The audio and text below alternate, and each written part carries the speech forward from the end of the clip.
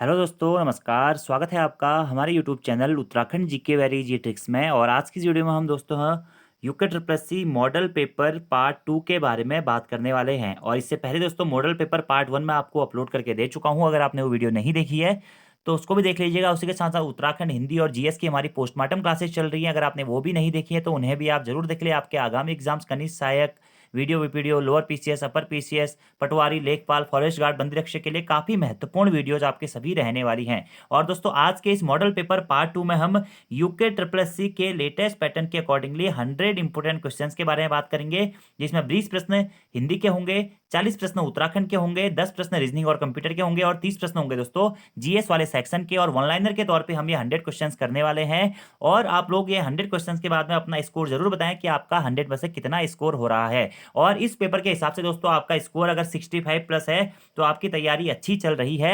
और इसके आंसर्स भी आप स्वयं से देने का प्रयास जरूर कीजिएगा। वीडियो पसंद आती है तो वीडियो को लाइक करना ना भूलें। कमेंट्स जरूर करके बताएं वीडियो कैसी लग रही है। अपने दोस्तों के साथ में वीडियो को जरूर शेयर करें। और अगर आप उत्तराखंड के आगामी एग्जाम से तो किसी भी कोर्स या फिर प्रैक्टिस सेट के बेस से जुड़ना चाहते हैं तो प्ले स्टोर से हमारी एप्लीकेशन उत्तराखंड जीके वेरी जी ट्रिक को डाउनलोड कर सकते हैं। और दोस्तों आज के हमारे 100 क्वेश्चन हैं, मॉडल पेपर है तो 100 क्वेश्चन को हम आंसर बाय आंसर पढ़ते रहने की कोशिश करेंगे। तो सीधे मैं आपको आंसर बताऊंगा क्योंकि एक्सप्लेनेशन का टाइम इसमें नहीं है। पहला हमारा आज का प्रश्न है, निम्न विलोम शब्दों में सम्मिलित नहीं है। अंतरंग का बहिरंग, सुख का कष्ट, सुसाध्य का दुसाध्य या उचित का अनुचित। तो कौन सा सम्मिलित नहीं है पूछा गया, तो ऑप्शन नंबर बी दोस्तों यहाँ पे सम्मिलित नहीं होगा। क्योंकि सुख का जो विलोम होता है वह कष्ट नहीं होता है दोस्तों। सुख का विलोम होता है क्या, दुख। जबकि अंतरंग का विलोम बहिरंग होता है, सुसाध्य का विलोम दुसाध्य होता है और उचित का विलोम क्या होता है, अनुचित होता है। दूसरा हमारा प्रश्न है, निम्नलिखित में से सुमेलित नहीं है। आधुनिक हिंदी कविता का सिंह द्वार कहा जाता है भारतेंदु युग को। ब्रजभाषा का सर्वोत्तम कवि सूरदास जी को कहा जाता है। गद्य और पद्य मिश्रित रचनाओं को पद्मावत कहते हैं। और हिंदी का आदि कवि स्वयंभू को माना जाता है। तो कौन सा सुमिलित नहीं है, सही नहीं है पूछा गया। देखिए दोस्तों, आधुनिक हिंदी कविता का सिंह द्वार भारतेंदु युग को कहा जाता है, बिल्कुल सही प्रश्न है। ब्रजभाषा का सर्वोत्तम कवि सूरदास जी को कहा जाता है, बिल्कुल सही है दोस्तों। हिंदी का आदि कवि स्वयंभू को जाना जाता है, बिल्कुल सही है। तो कौन सा सुमेलित नहीं है, ऑप्शन नंबर सी दोस्तों सुमेलित नहीं है। क्योंकि गद्य और पद्य मिश्रित रचनाओं को पद्मावत ना कह के क्या बोलते हैं, इन्हें कहते हैं दोस्तों क्या, चप्पू। क्या बोलते हैं, चप्पू बोलते हैं। और यह प्रश्न यूपी उत्तर प्रदेश के एक एग्जाम में पूछा भी जा चुका है कि गद्य और पद्य मिश्रित रचनाओं को क्या कहते हैं, चप्पू कहकर संबोधित किया जाता है। तीसरा प्रश्न है दोस्तों, निम्न में से अशुद्ध वाक्य का चयन कीजिए। मेरा चश्मा तुमसे अच्छा है, इसके बाद क्या हुआ। मेरे पास केवल एक घड़ी है, तुम सबसे सुंदर हो। तो इसमें से अशुद्ध वाक्य होगा दोस्तों क्या, मेरा चश्मा तुमसे अच्छा है। जबकि इसके बाद क्या हुआ, मेरे पास केवल एक घड़ी है, तुम सबसे सुंदर हो। ये हमारे शुद्ध वाक्य है। तो अशुद्ध क्या है कि मेरा चश्मा तुमसे अच्छा है, यह क्या हमारा अशुद्ध वाक्य हो जाएगा। अगले प्रश्न की बात करते हैं कि युयुत्सु का अर्थ क्या होता है। युद्ध में अमर होने वाला, दूसरों को मारने वाला, युद्ध की इच्छा रखने वाला या युद्ध की इच्छा। तो युयुत्सु का अर्थ होता है दोस्तों क्या, युद्ध की इच्छा रखने वाला। युद्ध की इच्छा रखने वाले के लिए हम कहते हैं क्या, युयुत्सु। ठीक है, अगले प्रश्न की बात करते हैं, निम्न में से सुमेलित नहीं है। रसोई शब्द का तत्सम है रसवती, जिसका अनुभव किया गया हो के लिए एक शब्द होगा अनुभूत। उच्छिष्ट का जो संधि विच्छेद है उद धन शिष्ट, और संज्ञा से निर्मित विशेषण हमारा दैनिक है। देखिए, रसोई शब्द का तत्सम रसवती होता है, बिल्कुल सही है। जिसका अनुभव किया गया हो के लिए एक शब्द अनुभूत होता है, ये भी बिल्कुल सही दोस्तों। संज्ञा से निर्मित विशेषण हमारा दैनिक होता है। ठीक है, संज्ञा से निर्मित विशेषण, ये विशेषण क्या होता है, संज्ञा और सर्वनाम की विशेषता को जो बताता है। ठीक है, संज्ञा से निर्मित विशेषण हमारा दैनिक है, ये भी बिल्कुल सही है। तो कौन सा सुमेलित नहीं है, ऑप्शन नंबर सी हमारा दोस्तों सुमेलित नहीं है। क्योंकि उच्छिष्ट का जो हमारा संधि विच्छेद होता है वह उद धन शिष्ट नहीं होता है। ठीक है, तो क्या होता है दोस्तों, उत उत हलंत आता है तय के नीचे धन शिष्ट, और उत धन शिष्ट नहीं होगा तो कभी कभी आपको इससे उद हलंत धन शिष्ट करके भी आप इसका संधि विच्छेद करते हैं। तो यहाँ पे क्या है, हलंत नहीं है आपका, इसलिए आपका ऑप्शन नंबर सी सुमेलित नहीं होगा। बाकी आपके अन्य सभी ऑप्शन सुमेलित हैं। अगला प्रश्न है दोस्तों कि परशुराम का पर्यायवाची शब्द नहीं है। शिवप्रिय, संभ्रनुनंदन, भार्गव, रेणकात नहीं, रेणकात नहीं। तो परशुराम का पर्यायवाची शब्द दोस्तों क्या, शिवप्रिय नहीं है। जबकि संभ्रु गुनंदन है, भार्गव भी है, और रेणकातियन भी परशुराम का आपका क्या है, पर्यायवाची शब्द है। ठीक है, भार्गव, भृगुपति और रेणुकेय नाम से, भार्गव, भृगुपति और रेणुकेय या रेणुकेय नाम से भी परशुराम को जाना जाता है। तो शिवप्रिय क्या है, इनका पर्यायवाची शब्द नहीं है। अगला प्रश्न है सातवां, निम्न में से किन शब्दों की गणना अव्यय के अंतर्गत की जाती है। अव्ययी दोस्तों हमारे क्या होते हैं, अविकारी शब्द होते हैं जिसमें लिंग वचन काल कारक के आधार पर किसी भी प्रकार का परिवर्तन नहीं होता है। तो क्रिया शब्द, विशेषण, संज्ञा, क्रिया, विशेषण, संज्ञा, ये सभी हमारे क्या होते हैं दोस्तों, विकारी शब्द के अंतर्गत आते हैं। जबकि अव्यय के अंतर्गत किसकी गणना की जाती है, क्रिया विशेषण शब्द की गणना की जाती है। किसके अंतर्गत, अव्यय के अंतर्गत। और क्रिया विशेषण क्या होते हैं, हमारे अविकारी शब्द होते हैं। ठीक है, क्रिया विशेषण संबंध बोधक, समुच्चय बोधक, विस्मयादि बोधक और निपात, ये सभी हमारे दोस्तों क्या होते हैं, अविकारी शब्द होते हैं या फिर अव्यय होते हैं और इसी के अंतर्गत इनकी गणना की जाए। जबकि संज्ञा, सर्वनाम, क्रिया, विशेषण ये हमारे क्या होते हैं, विकारी शब्द होते हैं जिनमें लिंग वचन काल कारक के आधार पर विभाजन या परिवर्तन हो जाता है। तो कौन सा अव्यय के अंतर्गत गणना की जाएगी, क्रिया विशेषण शब्द की, या समुच्चय बोधक होता, विस्मयादि बोधक होता, संबंध बोधक होता, वो भी यहाँ पे सही आंसर था। अगला प्रश्न है, हिंदी शब्दकोश में त्र किस वर्ण के बाद में आता है। तो शब्दकोश की बात आ रही है दोस्तों, हिंदी वर्णमाला की बात नहीं आ रही है, शब्दकोश की बात आती है। तो त्र हमेशा दोस्तों तो के बाद में आता है। अगर आपने त्र, जो कि हमारा एक संयुक्त अक्षर है दोस्तों, तो धन रो करके आप इसे विभाजित करते हैं, तो त्र किस वर्ण के बाद में आता है, तय के बाद में त्र का उच्चारण आता है। ठीक है, ऐसे ही संयुक्त अक्षर जो भी है दोस्तों, अक्ष, त्र, ज्ञ और स्र, तो जैसे आप इनका संयुक्त स्वरों को तोड़ते हैं तो उसके पहले वाला जो शब्द होता है, जैसे कि ज्ञ में क्या आता है, जौ धन य, स्र में क्या आता है, सौ धन र, तो जो पहले वाला आपका वर्ण होगा वही हमारा क्या होता है, उसी के शब्दकोश में उसी के बाद में अगले वर्ण का नाम आता है। ठीक है, तो ये प्रश्न इंपोर्टेंट है कि हिंदी शब्दकोश में त्र किस वर्ण के बाद में आता है, तो वर्ण के बाद में आता है। तो धन र करके आप त्र का क्या करते हैं, वर्ण विच्छेद करते हैं। और ये क्या संयुक्त शब्द है, संयुक्त अक्षर है, सॉरी। औलाद किस भाषा का शब्द है। तो औलाद दोस्तों हमारा क्या है, अरबी भाषा का शब्द है, या फिर हम डायरेक्टली ये कह सकते हैं कि औलाद क्या हमारा विदेशी भाषा का शब्द है। क्या औलाद विदेशी भाषा का शब्द है या अरबी भाषा का शब्द है विदेशी में। अगला प्रश्न है दोस्तों कि कर, बैठ, चल आदि धातु प्रकार हैं, किस प्रकार के हैं, नाम धातु है, मूल धातु है, यौगिक धातु है या फिर प्रेरणात्मक धातु है। तो कर, बैठ और चल आदि जो धातु प्रकार है दोस्तों, ये क्या है, मूल धातु है। अगर आपने कभी क्रिया पढ़ी होगी दोस्तों, तो क्रिया के मूल रूप को क्या कहते हैं, धातु कहते हैं, या आप कह सकते हैं क्रिया के उस अंश को धातु कहते हैं जो किसी क्रिया के सभी रूपों में पाया जाता है, जैसे कि पढ़, बैठ, चल। अब अगर हम इसी में, ये दोस्तों हमारी मूल धातु होगी, इसी में हम कुछ प्रत्यय जोड़ दें, जैसे कि कर में ना प्रत्यय जो है, करना, बैठना, चलना, दौड़ना, उठना, लिखना, खाना, ये सभी क्या हो जाएंगे हमारे, फिर क्रिया हो जाएगी। लेकिन मूल धातु क्या होती है, जो कि हमारी क्रिया के मूल रूप को ही हम क्या कहते हैं, धातु कहते हैं, यानी कि मूल धातु कहते हैं जो क्रिया का मूल रूप होता है। जैसे कर में नाम जोड़ेंगे तो करना, बैठना, चलना, खाना, पीना, दौड़ना, लिखना, ये सभी हमारे क्या हो जाते हैं, फिर क्रिया के अंतर्गत आ जाते हैं। तो कर, बैठ और चल आदि क्या है, मूल धातु होती है। और धातु प्रश्न कभी कभी इंपोर्टेंट ये भी बनता है दोस्तों कि क्रिया के मूल रूप को क्या कहते हैं, तो क्रिया के मूल रूप को धातु कहते हैं, जो कि ये क्रिया का मूल रूप है। अगला प्रश्न है, किस रचनाकार को महापंडित की उपाधि से विभूषित किया गया है या किया जाता है। तो महापंडित के नाम से दोस्तों राहुल सांकृत्यायन जी को जाना जाता है। किसे, राहुल सांकृत्यायन जी को जाना जाता है। इनकी कुछ कहानी संग्रह दोस्तों, जैसे कि क्या, कनैला की कथा, सतमी के बच्चे, बहुरंगी मधुपुरी, वोल्गा से गंगा, इनकी आत्मकथा है क्या, मेरी जीवन यात्रा, धर्म और दर्शन, बौद्ध दर्शन, दर्शन दिग्दर्शन, धम्मपद, बुद्ध चर्चा, या आदि कुछ इनकी अन्य रचनाएं भी हैं। अगला प्रश्न है, किसी मुद्दे पर लेख लिखने से उस ताजी घटना का उल्लेख करना जिसके कारण वह मुद्दा चर्चा में आया है, क्या कहलाता है। तो किसी भी मुद्दे पर लेख लिखने में दोस्तों उस ताजी घटना का उल्लेख करना जिसके कारण वह जो हमारा मुद्दा है चर्चा में आया है, इसे क्या बोलते हैं, पीठ पत्रकारिता बोलते हैं, ऑप एड बोलते हैं, न्यूज पैक बोलते हैं, या फिर पेज 3 पत्रकारिता बोलते हैं। तो इसे कहते हैं दोस्तों हमारा क्या, न्यूज पैक। याद रखना है कि किसी मुद्दे पर लेख लिखने में कोई भी ताजी घटना का उल्लेख करना जिसके कारण वह मुद्दा हमारा चर्चा में आया है, उसे क्या बोलते हैं, न्यूज पैक बोलते हैं। याद रखना है दोस्तों आपको। अगला हमारा प्रश्न है, आपने बुलाया होता तो हम अवश्य आते, अर्थ के आधार पर वाक्य का भेद है, संकेतवाचक है, इच्छावाचक है, आज्ञावाचक है या संदेहवाचक है। देखिए, आपने बुलाया होता तो हम अवश्य आते, तो यहाँ पे क्या है, संकेत किया गया कि अगर आपने बुलाया होता तो हम आ जाते। तो संकेतवाचक वाक्य क्या हो जाएगा हमारा, ये हमारा अर्थ के आधार पर वाक्य का एक भेद हो जाएगा। अर्थ के आधार पर वाक्य के कितने भेद होते हैं, 8 भेद होते हैं। ठीक है, याद रखना है आपको।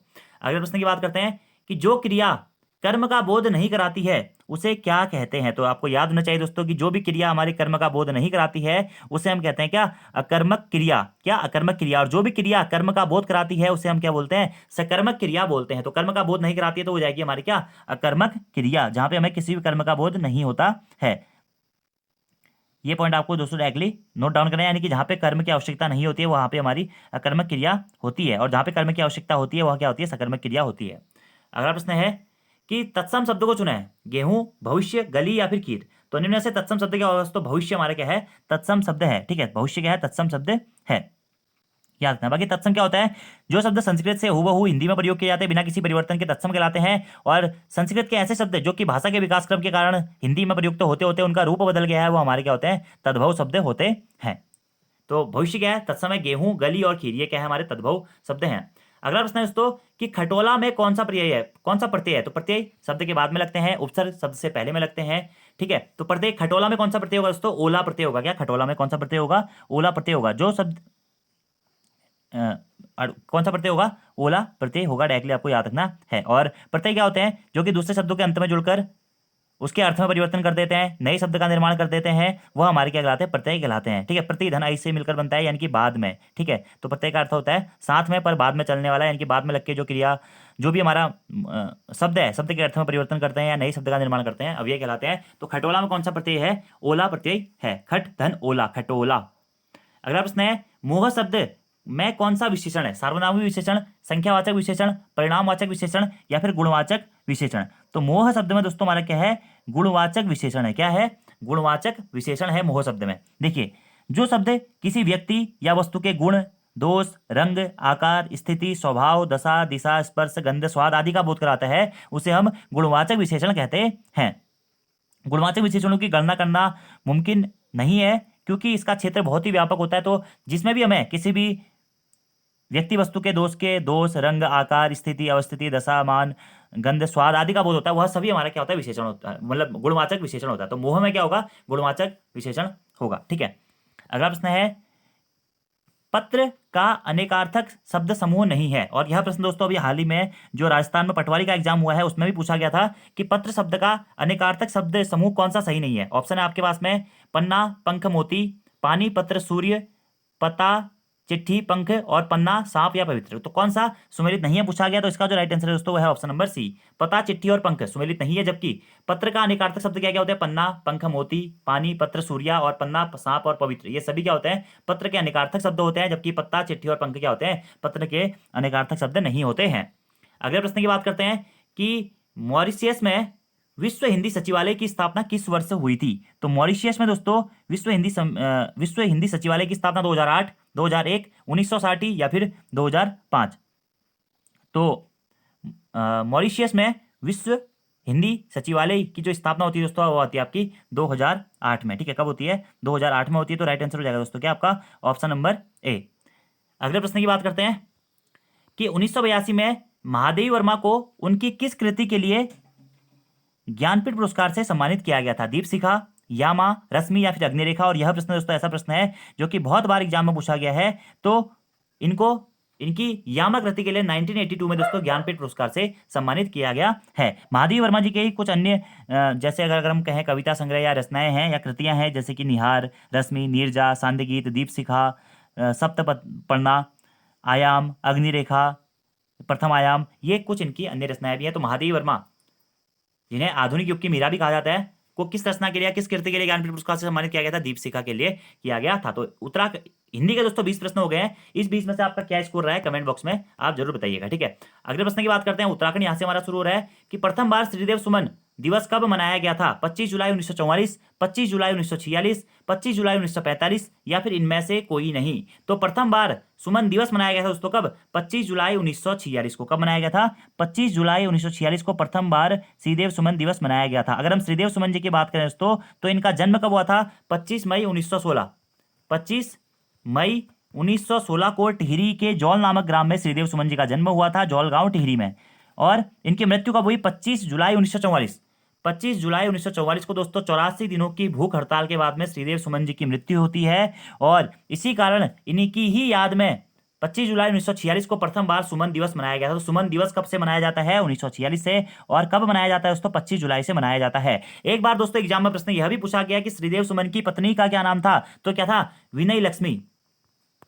विनय लक्ष्मी इनकी पत्नी का नाम था। क्या? विनय लक्ष्मी। ठीक है, याद रखना है आपको, विनय लक्ष्मी। तो श्रीदेव सुमन जिन्होंने टिहरी रियासत के लिए काफी संघर्ष किया, स्वतंत्रता संग्राम सेनानी, आंदोलनकारी के रूप में भी हम इन्हें जानते हैं। एट लास्ट में 25 जुलाई 1944 को 84 दिन के भूख हड़ताल के बाद में इनकी मृत्यु हुई थी। और इसी कारण इनकी ही स्मृति में सुमन दिवस प्रत्येक वर्ष मनाया जाता है।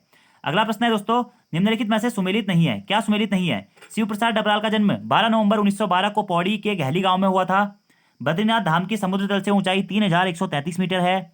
गढ़वाल से पहला जेल जाने वाला व्यक्ति केसर सिंह रावत है। और भारत का प्रथम पर्यावरण अनुकूल जैव ईंधन का उपयोग करने वाला विमान किन दो शहरों के बीच उड़ा था? देहरादून से पिथौरागढ़ के बीच में। तो कौन सा कथन इसमें से सुमिलित नहीं है दोस्तों? आपसे ये पूछा गया है। देखिए, शिव प्रसाद डबराल जी का जन्म 12 नवंबर 1912 को पौड़ी के गहली गांव में होता, बिल्कुल सही है दोस्तों। इनसाइक्लोपीडिया उत्तराखंड इनको चाहता है। बद्रीनाथ धाम की ऊंचाई समुद्र तल से 3133 मीटर है, बिल्कुल सही है, चमोली जनपद में स्थित है बद्रीनाथ धाम। और 4 धामों के क्रम में तीसरे सबसे ऊंचे धाम के रूप में इसे जाना जाता है। सबसे ऊंचे में केदारनाथ है, फिर यमुनोत्री, फिर बद्रीनाथ और उसके बाद में लास्ट में गंगोत्री। गढ़वाल से जेल जाने वाला प्रथम व्यक्ति केसर सिंह रावत जी हैं, ये भी बिल्कुल सही है। तो गलत क्या है? ऑप्शन नंबर डी गलत है दोस्तों। क्यों? क्योंकि भारत का प्रथम पर्यावरण अनुकूल जैव ईंधन का प्रयोग करते हुए विमान किन दो शहरों के बीच में उड़ा था? देहरादून से पिथौरागढ़ के बीच में ना उड़ के दोस्तों, देहरादून से दिल्ली के बीच में उड़ा था। देहरादून से दिल्ली के बीच में उड़ा था। और यह प्रश्न शायद आबकारी प्रवर्तन सिपाही के एग्जाम पेपर में भी पूछा गया था, या फिर फॉरेस्ट गार्ड के एग्जाम पेपर में पूछा गया था, यही वाला जैव ईंधन वाला। अगला प्रश्न है दोस्तों, निम्न में से सुमेलित नहीं है। लीसा निम्न में से किस पेड़ का जैव उत्पाद है? साल का जैव उत्पाद है लीसा। डालियों का दगड़िया गैर सरकारी संस्था एनजीओ के संस्थापक चंडी प्रसाद भट्ट जी हैं। राज्य तितली कॉमन पीकॉक है। और उत्तराखंड की प्रादेशिक भाषा में भूकंप के बारे में जन जागरूकता हेतु बनी फिल्म डांडी कांठी की गोदमा है।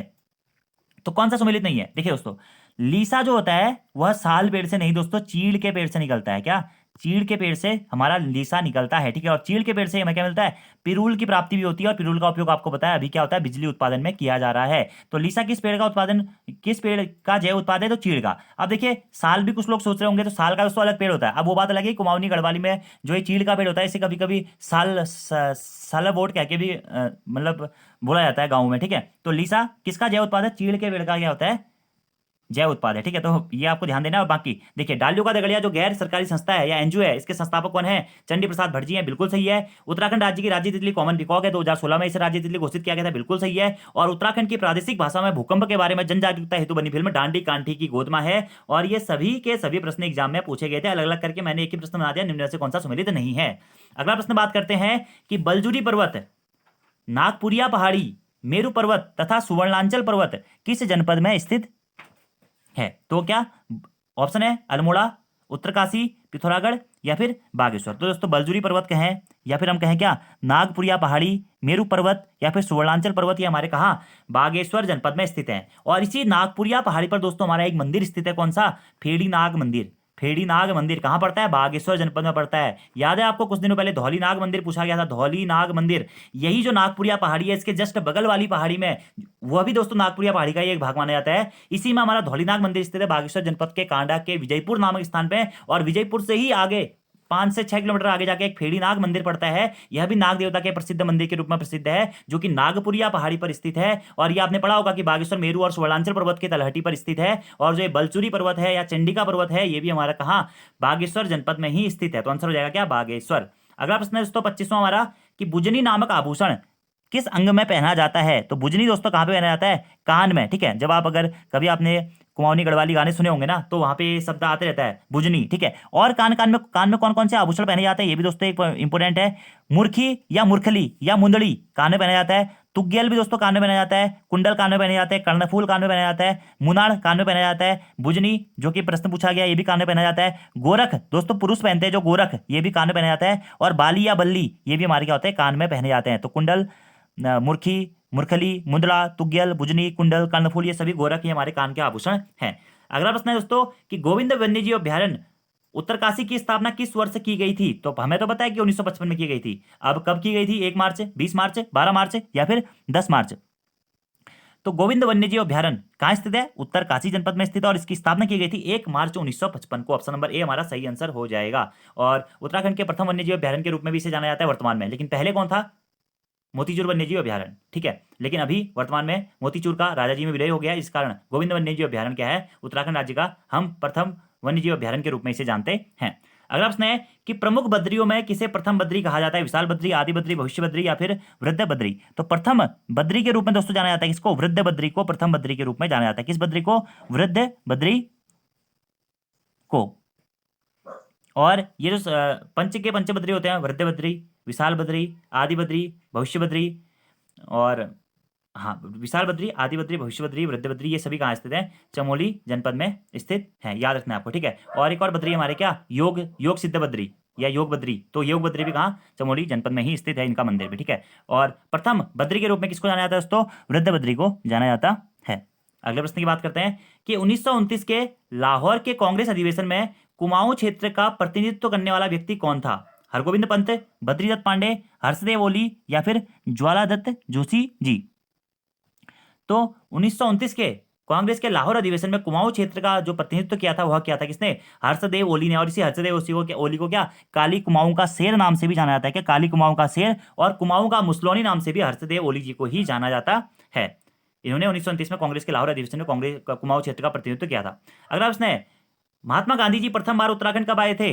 तो बहुत सरल सा प्रश्न है। तो महात्मा गांधी जी प्रथम बार उत्तराखंड आए थे दोस्तों कब? 1915 में। कहाँ आए थे? हरिद्वार आए थे। किससे भेंट करने आए थे? मुंशी राम जी से भेंट करने आए थे। मुंशी राम को ही हम किस नाम से जानते हैं दोस्तों? तो मुंशी राम को ही दोस्तों हम स्वामी श्रद्धानंद जी के नाम से भी जानते हैं, ठीक है। तो महात्मा गांधी जी प्रथम बार उत्तराखंड कब आए थे? 1915 में। और कहाँ पे आए थे दोस्तों? यह हरिद्वार सबसे पहले आए थे। फिर 1916 में फिर से आते हैं, कहाँ पे? हरिद्वार और देहरादून 1916 में फिर से आते हैं। कुमाऊं में सबसे पहले कब आए थे पूछा गया था, तो कुमाऊं में सबसे पहले 1929 में आए थे, ठीक है। कब? 1929 में आए थे। अगला प्रश्न है, पहाड़ी लोक नृत्य तथा नेशनल पार्क्स ऑफ इंडिया किसकी रचना है? तो पहाड़ी लोक नृत्य तथा नेशनल पार्क्स ऑफ इंडिया जो रचना है दोस्तों, गोविंद चातक, रणवीर सिंह बिष्ट, मौलाराम या फिर कुमार स्वामी जी। तो ये जो दोनों रचनाएं हैं दोस्तों, ये हैं किसकी? रणवीर सिंह बिष्ट जी की। किसकी? रणवीर सिंह बिष्ट जी की रचनाएं हैं। अब रणवीर सिंह बिष्ट जी अपने आप में ही दोस्तों एक बहुत महत्वपूर्ण टॉपिक है। इनसे एक प्रश्न दोस्तों डायरेक्टली ये पूछा जाता है कि रणवीर सिंह बिष्ट का संबंध किस क्षेत्र से है? तो चित्रकला से इनका संबंध माना जाता है। इसी के साथ साथ ही दोस्तों एक लेखक भी थे जिनकी दो रचनाएं मैंने आपको बता दी, पहाड़ी लोक नृत्य और नेशनल पार्क्स ऑफ इंडिया। और दोस्तों ये भारतीय चित्रकार और लखनऊ विश्वविद्यालय कॉलेज में आर्ट या फाइन आर्ट्स के प्राचार्य थे। 1928 में गढ़वाल के लैंसडाउन में इनका जन्म हुआ था और आर्ट या ड्राइंग के क्षेत्र में ये संबंधित है। 1991 में इन्हें पद्मश्री पुरस्कार से सम्मानित किया गया था और 1998 में इनकी मृत्यु हो गई थी। अब इनकी कुछ रचनाएं भी हैं या इनके कुछ चित्र भी हैं, हम ये कह सकते हैं, ठीक है। ये रचनाएं पहाड़ी लोक नृत्य और नेशनल पार्क्स ऑफ इंडिया, इसी के साथ साथ में इनके कुछ लोक चित्र हैं, जैसे कि पहाड़ी लोक नृत्य, पहाड़ी शीत में बसने का सहारा, गाँव की सुबह, काम की समाप्ति, शस्य बालक, बाजार, गपशप, शहर की रोशनी, शाम ढले, जाड़े की रातें, पहाड़ी घड़ियालें, नीलकंठ आदि, ठीक है। ये इनके कुछ क्या है, प्रमुख चित्र भी हैं। अगले प्रश्न की बात करते हैं कि उत्तराखंड मुक्त विश्वविद्यालय का गठन कब किया गया था और कहाँ किया गया था? 31 अक्टूबर 2004, 31 अक्टूबर 2005, 31 अक्टूबर 2002 या फिर 31 अक्टूबर 2009। अब 31 अक्टूबर तो हो गया, कब किया गया था? 31 अक्टूबर 2005 को हल्द्वानी में यूओयू उत्तराखंड ओपन यूनिवर्सिटी का गठन किया गया था। उत्तराखंड ओपन यूनिवर्सिटी 31 अक्टूबर 2005। कुछ लोगों ने ओपन से क्या होगा, बीए किया होगा, बीएससी किया होगा, एमए किया होगा, तो यही ओपन जो है ना, ओपन यूनिवर्सिटी का गठन उत्तराखंड में 31 अक्टूबर 2005 को किया गया था। अगला प्रश्न है दोस्तों कि राज्य में या उत्तराखंड में हेली टैक्सी योजना कब शुरू की गई थी? 10 जनवरी 2015, 10 जनवरी 2017, 10 जनवरी 2016 या फिर 10 जनवरी 2014। तो हेली टैक्सी योजना राज्य में दोस्तों 10 जनवरी 2016 को शुरू की गई थी। क्या? हेली टैक्सी योजना। अब ये हेली टैक्सी थोड़ा सा अलग सा शब्द लग रहा है दोस्तों। पर्यटन को बढ़ावा देने के लिए उत्तराखंड सरकार ने गढ़वाल और कुमाऊं में हेली टैक्सी सेवा शुरू की थी और जिसके तहत यात्रियों को सरकार के द्वारा सब्सिडी भी दी जा रही थी, ठीक है। तो हेली टैक्सी योजना 10 जनवरी 2016। अगला हमारा प्रश्न है दोस्तों कि पलेठी का सूर्य मंदिर किस शैली में निर्मित है कहाँ पे? टिहरी गढ़वाल जनपद में स्थित है पलेठी का सूर्य मंदिर। एग्जाम में पूछा गया है कि कहाँ स्थित है, टिहरी गढ़वाल जनपद में स्थित है। और कौन सी शैली में यह मंदिर स्थित है, निर्मित है? फासला शैली, नागर शैली, यामुन शैली या फिर द्रविड़ शैली। तो पलेठी का सूर्य मंदिर दोस्तों हमारा क्या होता है, फासला शैली में निर्मित है। कौन सी शैली में? फासला शैली में। और कौन से विकासखंड में स्थित है दोस्तों? ये प्रश्न पूछा गया, पलेठी का सूर्य मंदिर किस विकासखंड में स्थित है? तो हिंडोला खाल विकासखंड में या कहीं कहीं आप देवप्रयाग विकासखंड में स्थित से मानेंगे, ठीक है। और पलेठी नामक गांव में यह स्थित है।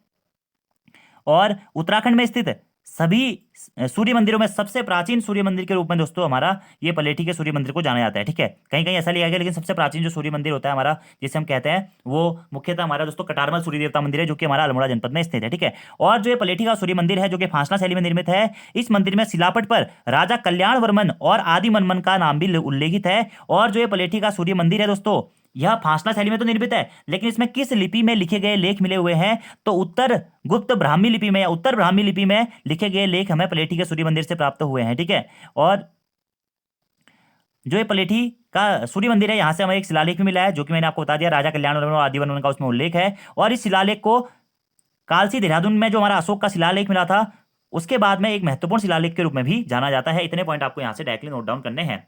अगला प्रश्न है दोस्तों कि पहाड़ी पशुचारकों पर गोरखों द्वारा कौन सा कर लगाया जाता था? बहता कर, सायर कर, पुंगाड़ी कर या फिर दोनिया कर। अभी हाल ही में एग्जाम में सचिवालय में पूछा गया दोस्तों कि पुंगाड़ी कर किस द्वारा लगाया गया था? गोरखों के द्वारा। पुंगाड़ी कर किस पर लगता था? भूमि पर दोस्तों पुंगाड़ी कर लगता था। भूमि कर के गाड़ी भूमि पर चलती है, तो पुंगाड़ी कर कहाँ पे? भूमि में। गोरखा वाली वीडियो नहीं देखी है तो देख लेना भाई, 4 पार्ट बना रखे हैं, बिल्कुल गोरखा आपका क्लियर हो जाएगा। तो पहाड़ी पशुचारकों पर गोरखों द्वारा कौन सा कर लगाया गया था? फिलहाल तो इसका आंसर बताना है, तो ये लगाया गया था क्या? दोनिया कर। दोनिया कर, ठीक है। तो पहाड़ी पशुचारकों पर गोरखों द्वारा लगाया गया कर था क्या? दोनिया कर। बाकी पुंगाड़ी कर मैंने आपको बता दिया, पुंगाड़ी कहाँ पर क्या? भूमि कर है क्या पुंगाड़ी कर। बाकी बहता कर, बहता कर क्या होता है दोस्तों? ये छिपाई गई संपत्ति पर जो कर लगाया जाता है वो बहता कर था। एक था रहता कर, गांव में रहने वाले लोगों पर, सॉरी गांव छोड़कर जाने वाले लोगों पर जो कर लगाया जाता है वो रहता कर था, ठीक है। एक अगला है दोस्तों हमारा क्या? सायर कर। सायर कर क्या था? एक चुंगी कर था। ये चुंगी कर था। ये सभी के सभी कर क्या होते हैं? गोरखों के समय पे लगते थे। अगला प्रश्न है दोस्तों कि थमोरी ताल, थमोरी कुंड और पार्वती ताल किस जनपद में स्थित है? पिथौरागढ़, बागेश्वर, नैनीताल या फिर चमोली। तो ये तो आपको आने चाहिए। पिथौरागढ़ जनपद में स्थित दोस्तों क्या? थमोरी ताल या थमोरी कुंड और पार्वती ताल कहाँ पे? पिथौरागढ़ जनपद में। और पिथौरागढ़ में ही हमारे कुछ अन्य कुंड भी हैं, जैसे कि पार्वती कुंड, मैसूर कुंड, महेश्वर कुंड और थामरी कुंड। तो पार्वती ताल, महेश्वर ताल, पार्वती ताल, भैंसुर ताल, थमरी ताल, ये हमारे सभी पिथौरागढ़ में ही स्थित है। पिथौरागढ़ में कुछ जलप्रपात है, बिरथी, भेलछड़ा, तुनखोला, गराऊं, हरकोटा, मुंशियारी, ये सभी जलप्रपात भी हमारे पिथौरागढ़ जनपद में स्थित हैं। अगला प्रश्न है दोस्तों Tehri Garhwal Motors honours corporation limited, Tehri TGMOCL, यानी कि Tehri Garhwal Motors honours corporation limited की स्थापना किस वर्ष से की गई थी? ऑप्शन है आपके 1950, 1939, 1941 और 1958। तो Tehri Garhwal Motors honours corporation limited की स्थापना दोस्तों 1950 में की गई थी। किसमें? 1950 में। अगला पॉइंट दोस्तों यहां से बनता है कि KMOU Kumaon motor honours union limited, KMOU और GMOU Garhwal motor honours union की स्थापना, KMOU की स्थापना कब हुई थी दोस्तों? 1939 में KMOU की स्थापना हुई थी। GMOU की स्थापना कब हुई थी? 1941 में। लेकिन ये 1941 दोस्तों गलत है, परीक्षा वाणी में गलत दिया गया, संशोधित कर लेना। GMOU की स्थापना 1943 में की गई थी। यकीन नहीं आ रहा है तो GMOU की ऑफिशियल वेबसाइट चेक कर लेना, वहां पे आपको 1943 ही मिलेगा। लेकिन 41 और स्लैश 43 कर लीजिएगा, 43 ऑप्शन में आएगा तो पहली प्राइवेट ही 43, 43 नहीं आएगा तो 41 ही आप सही करके जो है चलिएगा। KMOU Kumaon motor owner union 1939, GMOU Garhwal motor owner union 1943, ठीक है। 43 नहीं होगा तो 41। अगला प्रश्न है कुमाऊं के इतिहास में गैड़ागर्दी शासन विख्यात रहा था। तो आप ये गैड़ागर्दी शासन किसके समय पे रहा था? याद होना चाहिए, अजीत चंद के समय पे दोस्तों गैड़ागर्दी शासन हमारा लगा था। अजीत चंद के शासनकाल में पूरनमल गैड़ा और एक और गैड़ा था कोई, ठीक है, इन्होंने ही चलाया था। और अजीत चंद कब से कब तक राजा बना? 1726 से लेकर 1730 तक हमारा अजीत चंद शासक था। तो इसी के बीच का टाइम पीरियड ढूंढ लो भाई, 26 से 29। तो गैड़ागर्दी शासन कब से कब तक विख्यात रहा? 1726 से लेकर 1729 तक। किताब में आप लोगों ने सारे क्वेश्चन पढ़े ही होंगे। अगला प्रश्न है दोस्तों कि देवक्यारा बुग्याल किस जनपद में स्थित है? देवक्यारा बुग्याल टिहरी में है, पिथौरागढ़ में है, उत्तरकाशी में है या फिर चमोली में है। और ये देवक्यारा बुग्याल के बारे में दोस्तों आपको एक बात बता दूं कि 2019 में इसे ट्रैकस ऑफ द ईयर, मतलब उत्तराखंड का ट्रैक ऑफ द ईयर भी घोषित किया गया था। क्या? देवक्यारा बुग्याल को कहाँ स्थित है? उत्तरकाशी जनपद में स्थित है देवक्यारा बुग्याल। ट्रैक ऑफ द ईयर घोषित किया गया था। 1-2 दिन पहले मैंने टाइमलाइन में एक क्वेश्चन पूछा कि चाईसिल बुग्याल कहाँ है, तो वो भी कहाँ है? उत्तरकाशी हिमाचल के बॉर्डर में है, उसे भी ट्रैक ऑफ द ईयर घोषित किया गया था। अगला प्रश्न है कि फूलों की घाटी नामक पुस्तक के लेखक कौन है? फूलों की घाटी की खोज किसने की थी? फ्रैंक एस स्मिथ ने। और इनकी एक पुस्तक थी क्या? वैली ऑफ फ्लावर्स में इसने इनका जिक्र किया था 1931 में। और इनके साथ में एक कौन से होल्ड्सवर्थ भी थे। इन दोनों ने फूलों की घाटी की खोज करी थी। लेकिन ये प्रश्न ये नहीं है कि खोज किसने करी थी, प्रश्न है कि इस पुस्तक के लेखक कौन है। तो फूलों की घाटी पुस्तक के लेखक है हमारे कौन? डॉक्टर गिरिराज साहा।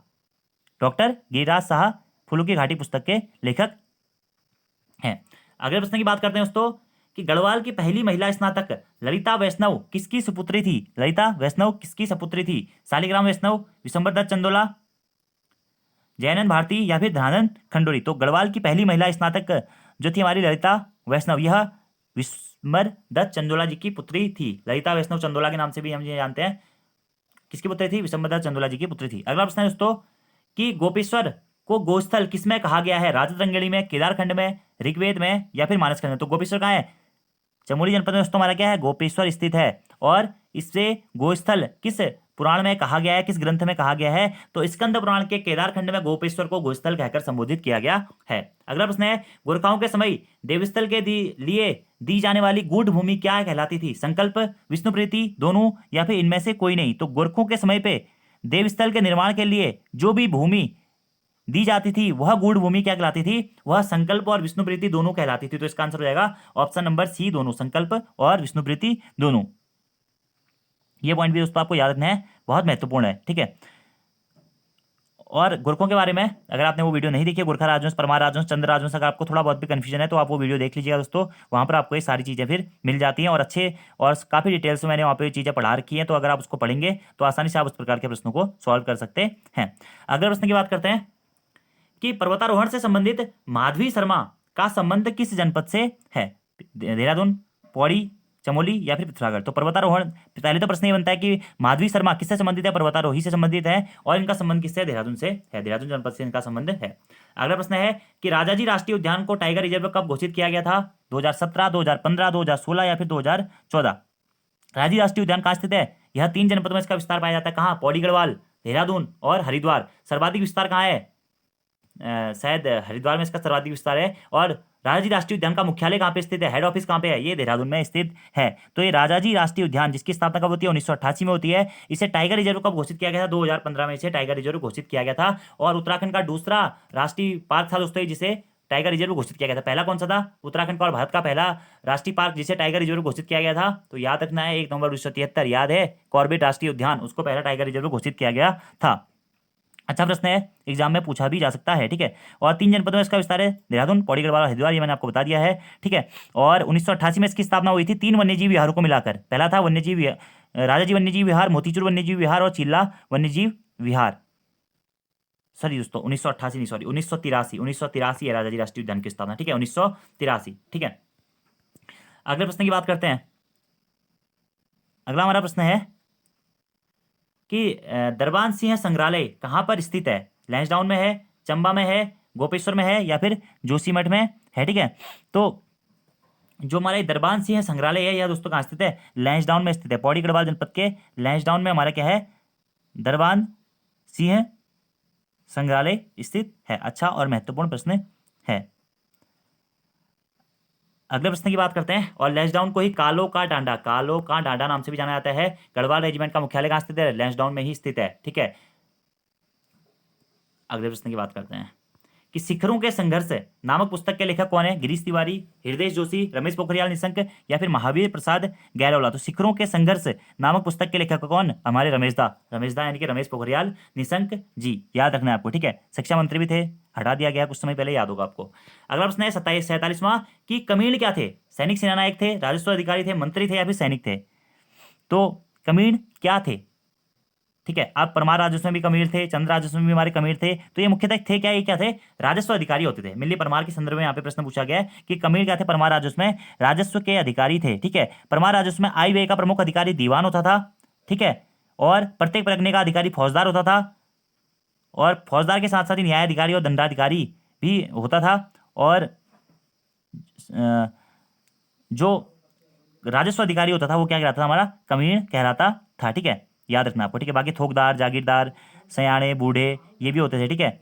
सयाना, बूढ़ा, कमीना, ये कमीण, इसको ही थोकदार या जागीरदार या फिर राजस्व एकत्रित करने वाले अधिकारी के रूप में जाना है। ये कमीण को ही हम कह सकते हैं कि थोकदार, जागीरदार, गुडेरे, इस सयाना, इस नाम से भी जाना जाता था, ठीक है। संदेशवाहक को क्या कहता है? संदेशवाहक को दोस्तों चंड या फिर चुंड कह के संबोधित किया जाता था परमार में। अगला प्रश्न है बुखाल मेला उत्तराखंड के किस जनपद में आयोजित होता है? चंपावत, पौड़ी, बागेश्वर या अल्मोड़ा? तो बुखाल मेला, बुंखाल ये होता है दोस्तों पौड़ी गढ़वाल जनपद में। बुंखाल, सबसे ज्यादा खाल कहाँ है? पौड़ी गढ़वाल में है ना, तो वहां से याद रखिएगा। बुंखाल मेला कहाँ? पौड़ी गढ़वाल जनपद की स्थापना 1839 में। अगला प्रश्न, कपिलेश्वर मंदिर जो कि जागेश्वर के मृत्युंजय मंदिर के बाद ऊंचाई में आता है किन नदियों के संगम पर स्थित है? तो कपिलेश्वर मंदिर पश्चिमी नयार, पूर्वी नयार, असी गंगा, केदार गंगा, कुमिया, शकुनी गंगा, ऋषि गंगा और गणेश गंगा। तो जो ये कपिलेश्वर मंदिर है दोस्तों यह कुमिया और शकुनी गंगा नदियों के संगम पर स्थित है। कौन कौन सी? कुमिया और शकुनी गंगा नदियों के संगम पर स्थित है। अब आप बोलेंगे कि ये प्रश्न कहाँ से उठाया? तो एक बार न्यूज़पेपर में आया था तो वहां से उठा लिया, ठीक है। तो याद रखना कपिलेश्वर मंदिर जो कि जागेश्वर के मृत्युंजय मंदिर के बाद ऊंचाई में आता है कुमिया और शकुनी गंगा नदियों के संगम पर स्थित है। अब एक प्रश्न है कि ये कपिलेश्वर मंदिर है कहाँ स्थित, ये तो आता ही होगा यार आपको, ठीक है। अगला प्रश्न है, झूला मेला किस ताल के समीप लगता है? सबसे पहले तो पता होना चाहिए कि कहाँ लगता है झूला मेला। चंपावत जनपद में लगता है। तो कौन सी ताल के समीप लगता है दोस्तों?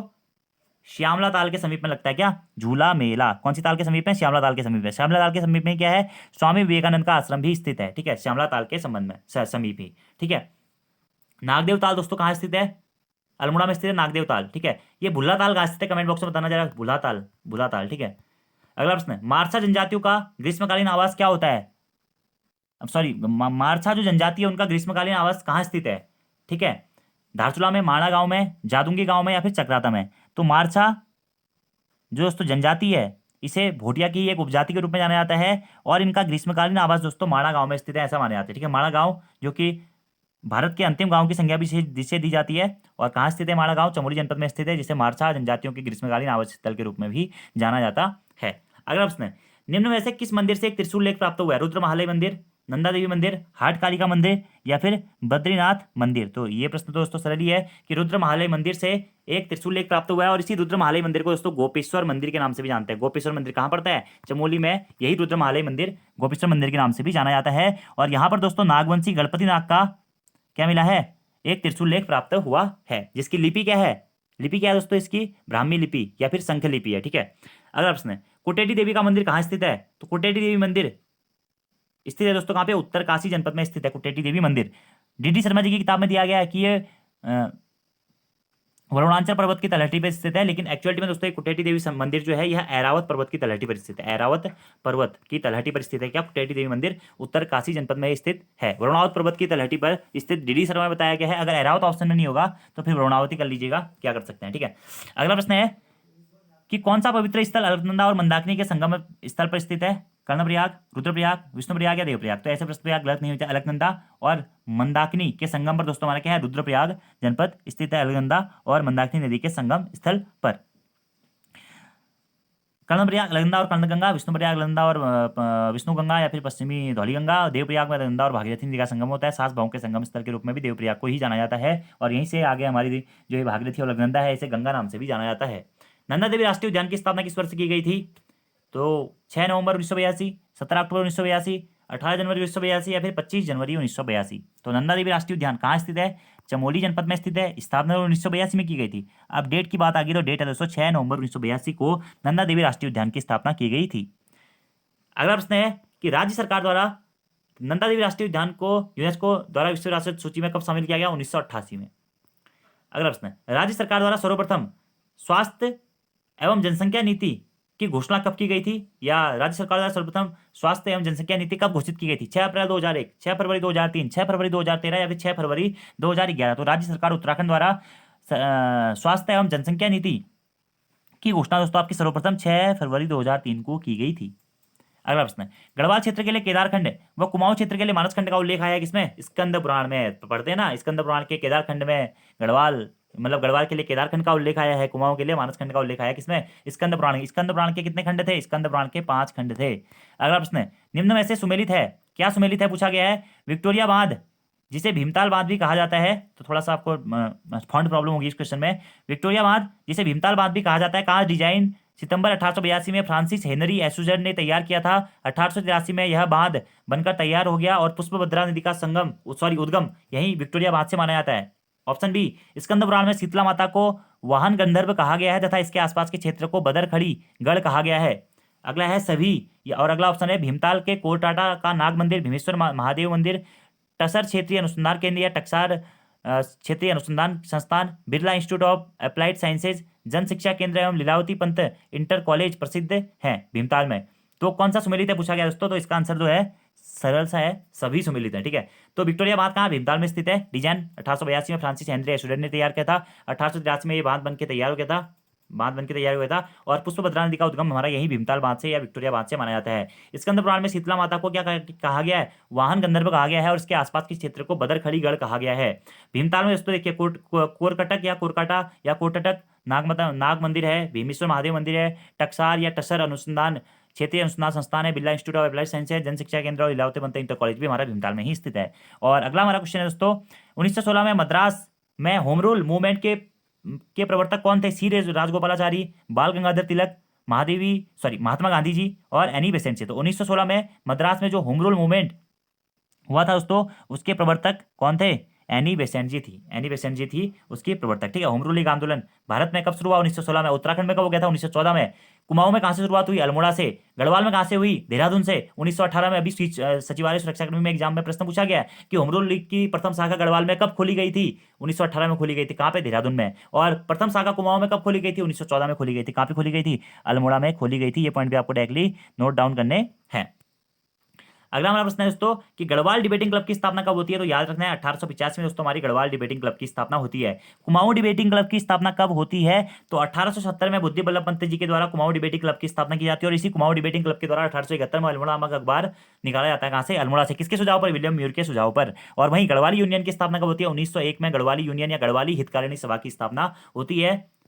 एग्जैक्टली उत्तराखंड हो गई हमारी कंप्लीट। अगला प्रश्न जीएस शुरू करते हैं। चलिए, भारत के दक्षिण छोर को स्पर्श करने वाली तो उत्तराखंड के 40 में से कितना स्कोर रहा? बताइए कमेंट बॉक्स में। हिंदी का भी बताइए। चलिए जीएस शुरू करते हैं। तो प्रश्न है हमारा पहला कि 61वां कि भारत के दक्षिणी छोर को स्पर्श करने वाली अक्षांश रेखा है 8 degree 4 minute, 7 degree 4 minute, 10 degree 4 minute या फिर 9 डिग्री 4 मिनट। तो भारत के दक्षिणी छोर को स्पर्श करने वाला अक्षांश है 8 डिग्री 4 मिनट। क्या है? 8 डिग्री 4 मिनट है। अगला प्रश्न है विश्व में सबसे बड़ा द्वीप समूह कौन सा है? जापान, इंडोनेशिया, फिजी या फिर अंडमान और निकोबार समूह। तो विश्व में सबसे बड़ा जो द्वीप समूह है दोस्तों वह इंडोनेशिया को कहा जाता है। ठीक है। अगला प्रश्न है भारत और पाकिस्तान के बीच की सीमा को किस नाम से जाना जाता है? 49 समानांतर रेखा, 24 समानांतर रेखा, 38 समानांतर रेखा या फिर इनमें से कोई नहीं। तो भारत और पाकिस्तान के बीच की सीमा रेखा को दोस्तों 24 पैरेलल लाइन या 24 समांतर रेखा के नाम से जाना जाता है। ठीक है। अगला प्रश्न है भारत की संसद की राज्यसभा के सदस्यों की अधिकतम संख्या कितनी होती है? कि मतलब भारत के संदर्भ में संसद में राज्यसभा के सदस्यों की अधिकतम संख्या कितनी है? तो ये कितनी है दोस्तों? 250 है। लोकसभा में कितनी है? कमेंट बॉक्स में जरूर बताइएगा। ठीक है। अगला प्रश्न है आम चुनाव में किस आयु पर मताधिकार का प्रयोग किया जाता है? जो हमारा आम चुनाव होता है नॉर्मली दोस्तों 18 वर्ष से ऊपर वाले क्या होते हैं? वोट देते हैं। तो 18 वर्ष में मताधिकार का प्रयोग किया जा सकता है। अगला प्रश्न है विश्व को प्राकृतिक प्रदेशों में या विश्व में सर्वप्रथम विभाजित करने वाले भूगोलविद कौन थे? तो विश्व को प्राकृतिक प्रदेशों में सर्वप्रथम विभाजित करने वाले भूगोलविद कोपेन, रेडजेल, हैटनर या फिर हर्बर्टसन। तो विश्व को प्राकृतिक प्रदेशों में सर्वप्रथम विभाजन करने वाले जो हमारे भूगोलविद थे दोस्तों वह थे हर्बर्टसन जी। कौन थे? हर्बर्टसन। अगला प्रश्न है ऊर्जा संरक्षण दिवस किस तिथि को मनाया जाता है? 2 दिसंबर, 14 दिसंबर, 16 अक्टूबर या फिर 18 दिसंबर। तो 14 दिसंबर को दोस्तों ऊर्जा संरक्षण दिवस मनाया जाता है। कब? 14 दिसंबर को। ठीक है। इसी के साथ में एक दो दिवस और याद रखते हैं। विश्व अल्पसंख्यक दिवस 18 दिसंबर को मनाया जाता है। विश्व अल्पसंख्यक दिवस। विश्व खाद्य दिवस 16 अक्टूबर को मनाया जाता है। और कंप्यूटर साक्षरता दिवस 2 दिसंबर को मनाया जाता है। अगले प्रश्न की बात करते हैं कि अंग्रेजों ने किसे भारत का आधुनिक नक्षत्र कहा था?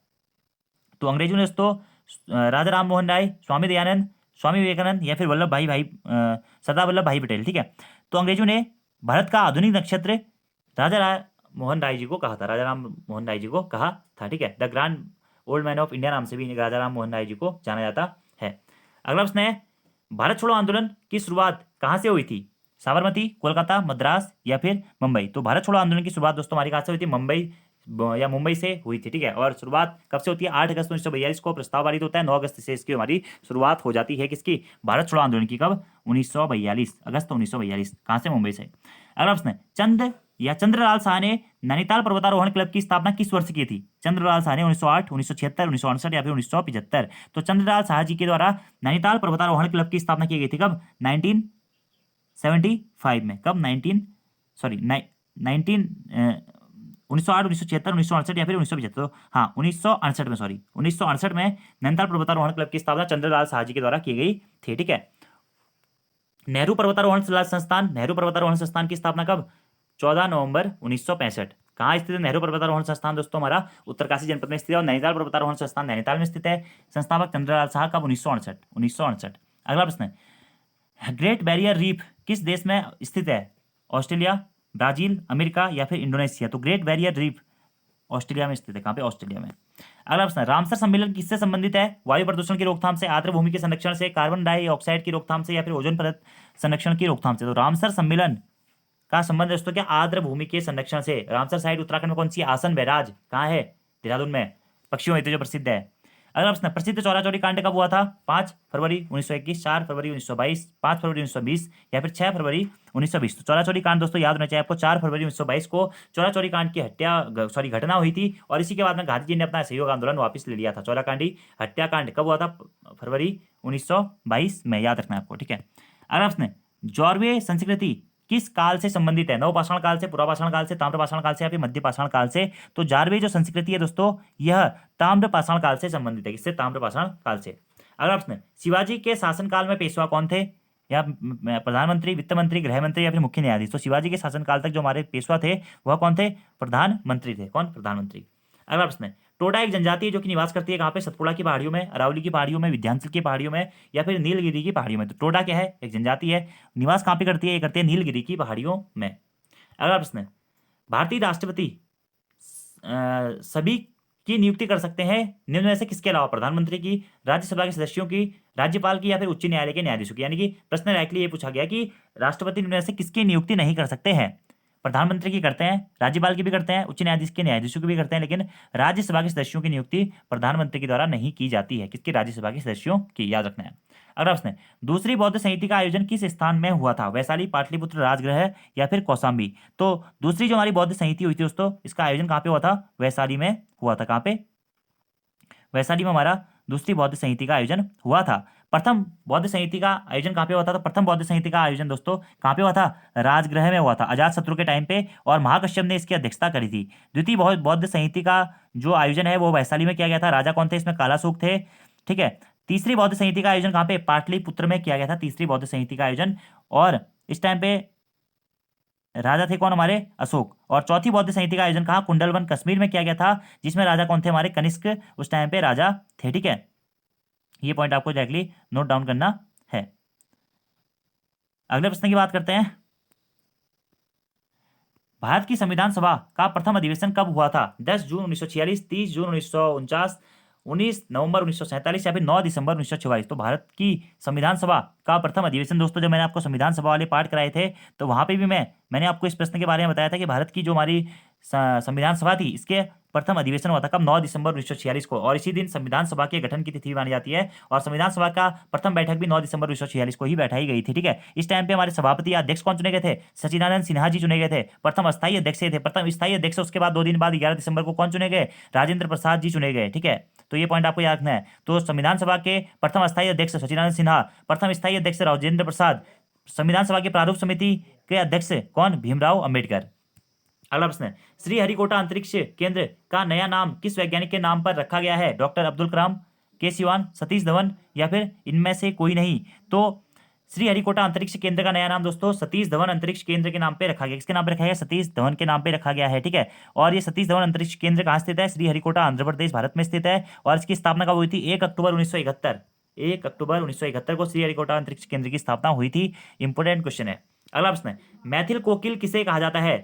सरोजिनी नायडू, विद्यापति, मैथिली शरण गुप्त या सियाराम शरण गुप्त? तो मैथिल कोकिल के नाम से दोस्तों हमारा विद्यापति को जाना जाता है। किसको? विद्यापति को। अगला प्रश्न, किस अभिलेख से यह ज्ञात होता है कि कलिंग नरेश खारवेल ने सातवाहन नरेश सतकर्णी प्रथम को पराजित किया था? तो नानाघाट अभिलेख, हाथी गुम्फा अभिलेख, नासिक अभिलेख या फिर जूनागढ़ अभिलेख? तो प्रश्न क्या है कि किस अभिलेख से हमें यह ज्ञात होता है कि जो कलिंग नरेश था खारवेल, उसने सातवाहन नरेश सतकर्णी प्रथम को पराजित किया था? तो ये होता है हमें दोस्तों हाथी गुम्फा अभिलेख से हमें पता चलता है। अगला प्रश्न, 1857 के प्रथम स्वाधीनता संग्राम के स्वतंत्रता सेनानियों ने महकपरी का उपनाम किसको दिया था? जीनत महल को, हजरत महल को, लक्ष्मीबाई को या फिर इनमें से कोई नहीं? तो 1857 के प्रथम स्वाधीनता संग्राम के स्वतंत्रता सेनानियों ने महकपरी उपनाम दिया था किसको? बेगम हजरत महल को। किसको? बेगम हजरत महल को। ये प्रश्न दोस्तों इंपोर्टेंट है। अगला पॉइंट मैं आपसे पूछ रहा हूँ, ये बेगम हजरत महल ने कहाँ से दोस्तों 1857 की क्रांति का नेतृत्व किया था? और अभी नहीं आ रहा है तो जीएस वाली पोस्टमार्टम क्लास परसों ही मैंने करा रखी है आपको, जिसमें 1857 की क्रांति के ही क्वेश्चन कराए थे, तो वो वीडियो आप जरूर देख लें। अगला प्रश्न, किस राज्य में कुएं द्वारा सर्वाधिक सिंचित खेती की जाती है? तमिलनाडु, पंजाब, गुजरात या फिर कश्मीर? तो कुएं द्वारा सर्वाधिक सिंचित खेती जो की जाती है दोस्तों वह की जाती है कहाँ पे? गुजरात में। अगला प्रश्न, अशोक का सबसे लंबा स्तंभ लेख कौन सा है, 7वां, चौथा, 13वां या फिर तीसरा? तो अशोक का सबसे लंबा स्तंभ लेख है दोस्तों हमारा कौन सा, 7वां। ठीक है, अशोक का सबसे लंबा स्तंभ लेख है। और अशोक क्या है, मौर्य वंश से संबंधित थे। कलिंग का युद्ध अशोक से संबंधित है। कालसी अभिलेख अशोक से संबंधित है।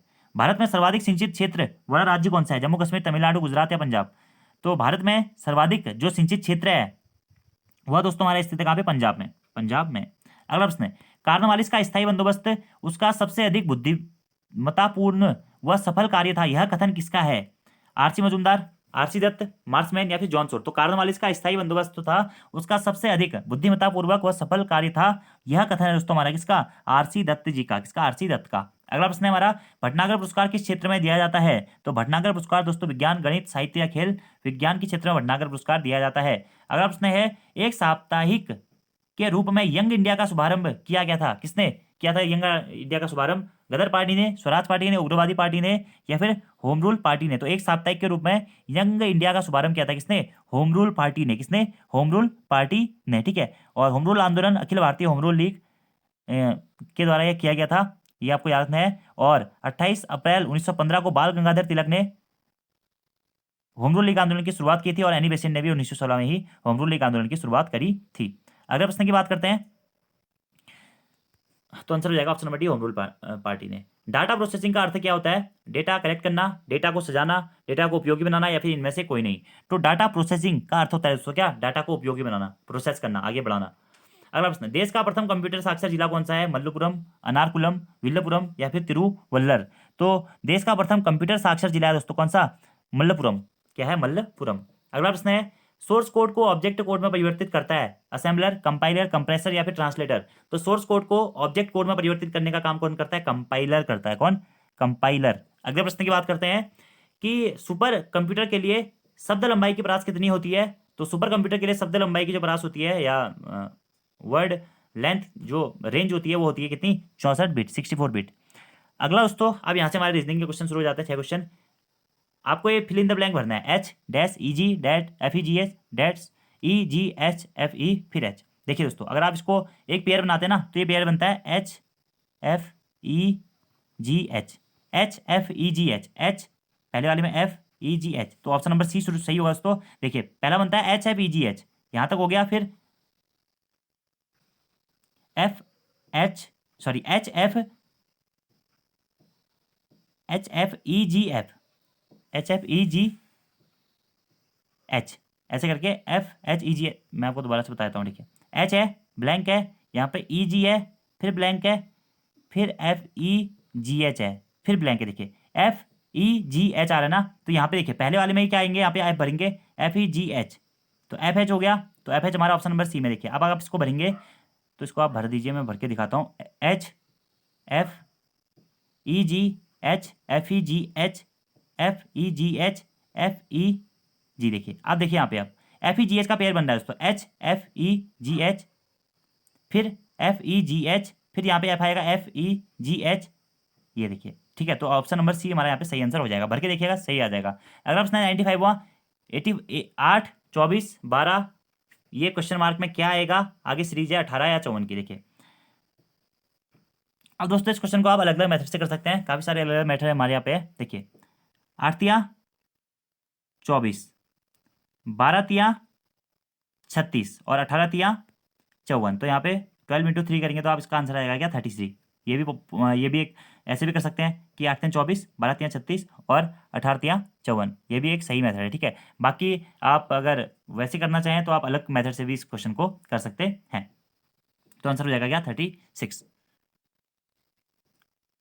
अगला प्रश्न है 96वां कि 15 गुणा 16 65 12 होता है, 29 गुणा 36 69 23 होता है, 46 गुणा 54 क्या होगा? देखिए 15 गुणा 26 है ना, 65 12, 26 का लास्ट का 6 और 15 का लास्ट का 5, 65 हो गया, और आगे का ये 1 का 15 का 1 और 2 का 2, 65 12 हो गया। तो ऐसे ही करना है दोस्तों। ये देखिए सबसे पहले ये 6 आएगा, फिर ये 9 आएगा, 6 9, फिर ये 2 आएगा, फिर ये 3 आएगा। ऐसे ही यहाँ पे दोस्तों देखिए सबसे पहले क्या आएगा, लास्ट का 4 आएगा, फिर क्या आएगा 6 आएगा, फिर ये 4 आएगा, ये आएगा 5, 4 6 4 5 इसका आंसर हो जाएगा 4 6 4 5। तो ऑप्शन नंबर डी हमारा यहाँ पे सुमेलित हो जाएगा। तो ये रीजनिंग के क्वेश्चन है, इजी होते हैं दोस्तों, आपको थोड़ा बहुत अपना प्रेजेंस ऑफ माइंड यूज करना पड़ता है, सॉल्व कर लेंगे। अगला ऑप्शन देखिए 8 जैसे 12 8 रेशियो 12, तो 6 किसके इक्वल होगा?